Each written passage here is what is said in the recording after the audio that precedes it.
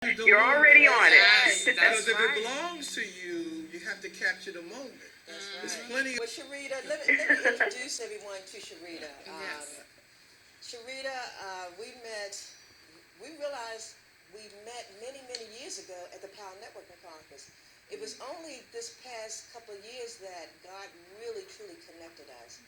And this is one amazing woman that I'm just so thankful that our path have crossed, because with her knowledge and her expertise has allowed us to empower other women, and not only women, but our brothers as well. And so what we want to do is just really, really, I guess, tie the knot so that we can really bring our community together. Sherita is one who, and I'll let her introduce herself, is one that we just had in last Saturday. Was it Saturday? Yes, Saturday. Yes. We did a workshop on grant funding. And I mean, it was one session that we started out like, I guess, about 10. We didn't finish with Sherita until like 7 o'clock that night, that evening.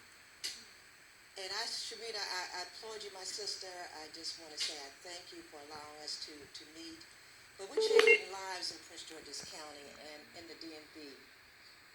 And I just want to say, take a moment, share with the audience who you are and how you're adding value to the community. Well, again, I'm Sherita Herring. My company is the Creative Images Foundation, and that's creative with a K. And most people always think of me as the grant lady or the nonprofit lady, but actually I started out as a speaker and a business strategist. And what I found is so many people, I was blessed enough to also have been a director at a YMCA, and I saw the power of what the nonprofit and grants arena offered, but so many of our for-profit and entrepreneurs and small business owners were missing out. They wouldn't even look at the dollars. So what I've done through my motivational speaking and business strategies is I bridge the two and show people how they're missing out on $1 trillion industry. And what it also does is hearing you guys talk about things that you've loved and how paths continue to cross, and even as a child getting in trouble for talking. And what I do is I show people how to recognize what even the children have and show them how they can step right into that talent, because God would not give you something that you could not survive off of. He could not bless the gift of gab, being a wordsmith, having a voice of song, or even an outstanding writer and not be able to utilize it. But we tend to jump on what's hot as far as in the industry instead of jumping on what's hot in us. So what I do is help people jump on what's hot in them and how do we not only benefit ourselves but make a difference in community. Yes. Oh, wow. Amen. Speaking now, I feel that, Peggy. Wow. And Sherita, as I mentioned to you earlier, the response from that session was just amazing.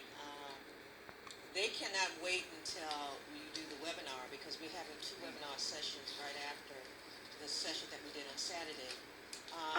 What can I do to keep them tame until you put it together?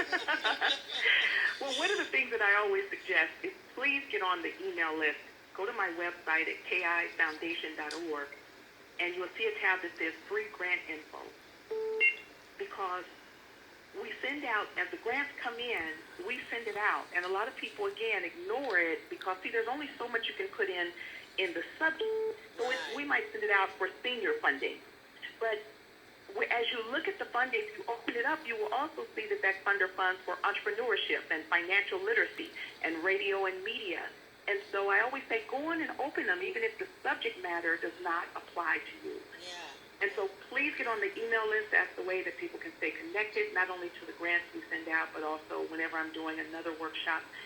I'm on tour right now. I've been gone since since June 25th. I started in Jamaica and with Shelley Hunt and the Women of Global Change. And we not only I spoke at a conference, but we always do a service project. But we kept a school from closing.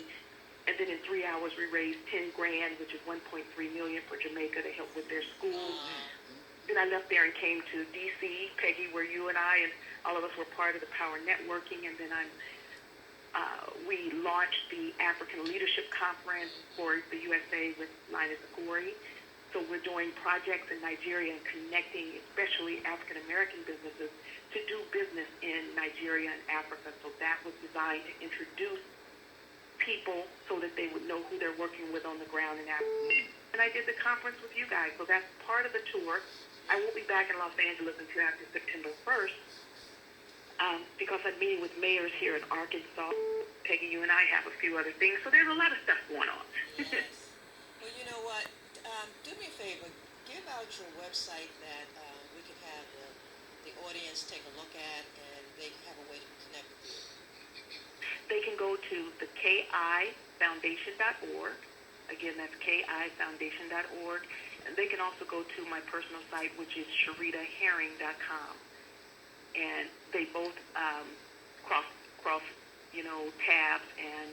And then I also have my family's foundation, which is the rclgfoundation.org. And what that is, if I can a little bit, I show families how instead of everyone working for someone else, we've got so much talent in our families that we could come together.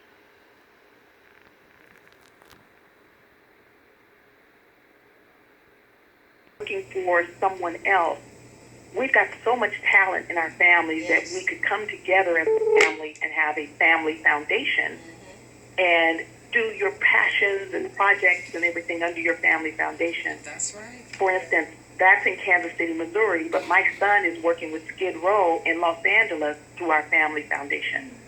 Or you could have, like Peggy, your passion for photography. Let's say that you have your son also loves photography and he's traveling to Paris. He could do a youth photography program in Paris and be paid by your family foundation.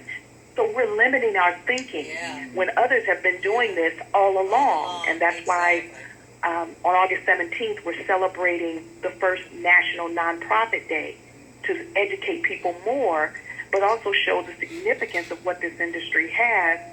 And the reason why it's the 17th is 121 years ago on August 17th is when nonprofit and the acceptance of the tax exemption was first written into law in the United States. So I'm proud that that's going to be acknowledged on August 17th of this year. I'm excited about that.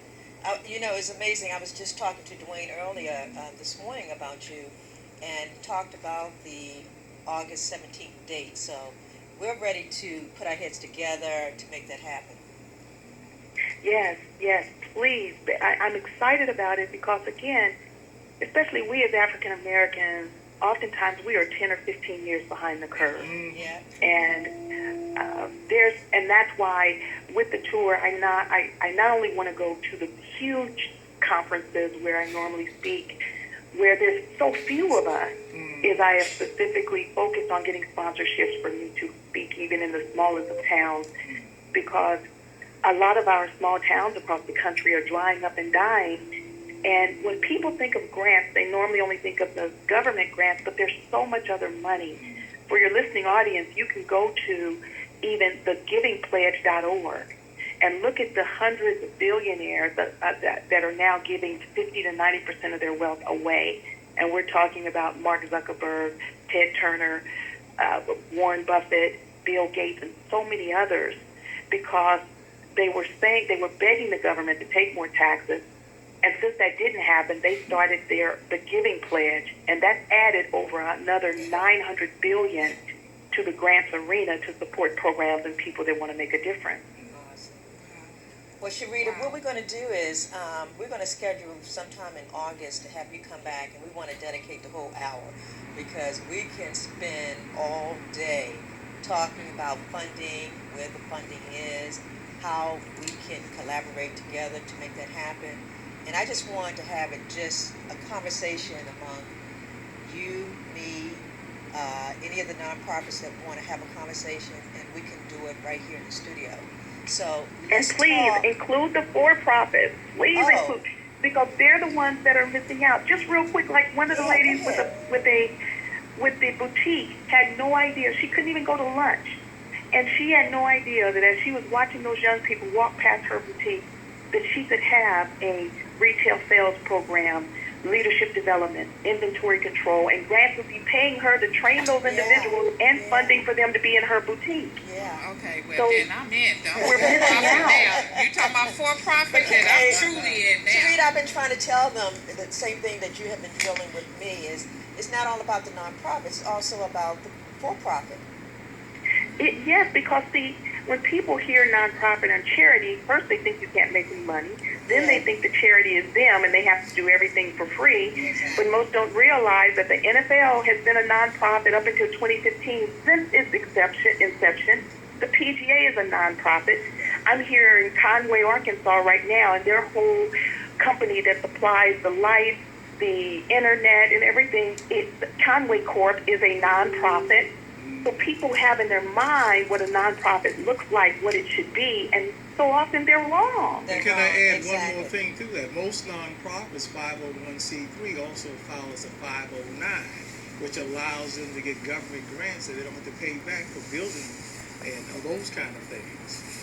Well, no, they're either a 501c3 or a 509 or 11. They're one or the other. Okay, well, I won't say no more because I'm just letting you know. But I understand what you're saying. But I know But yes, but you are correct. There are up to almost 30 different kinds of nonprofits. You guys, I show people where there's a bar that serves liquor that is a nonprofit. There are nonprofit comedy clubs. There are nonprofits. There are nonprofit funeral homes. As I was listening to him talk about even finance, there's so much money for you to teach finance and how to learn about stocks. For Willie Jolly, there's grants for him to teach people how to speak and have that same spirit that he has. For the beautiful other host that used to be or is a beautician and no style, you can look at you and tell that there's dollars for you to work with beauticians and fund getting young girls' hair done and helping with their self-esteem, or working with senior women on Saturday and getting their hair done so they can go to their favorite place on Sunday to church and look sharp. There's dollars for barbers to get dollars for senior Saturdays to have men look good. There isn't a profession that can't step into this arena. I love it. So I'm not saying that we shouldn't have for-profits. What I'm saying is our for-profits and nonprofits are missing out on not collaborating. Our communities are hurting more than any other. And that's my goal, is to show us how we can do what we do what we love, and make our community sustainable and help our young people to be better adults as they grow older. All right. Well, thank you for honey, sharing. I love you. And we're going to do some amazing things. We're going to change lives. Well, thank you guys. Thank you for having me on. And talk to you soon. Yes, have we a blessed day. We'll talk to you on Sunday. Bye.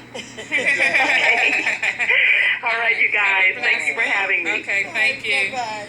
Well, we're going to take a quick commercial break and just come on back with the rest of the game that's up in here, Peggy. We had a full house. JR, we just loving you. Dwayne, I mean, come on now. Yes. All right. So you'll have talk here on eLife Media. We'll be right back at you.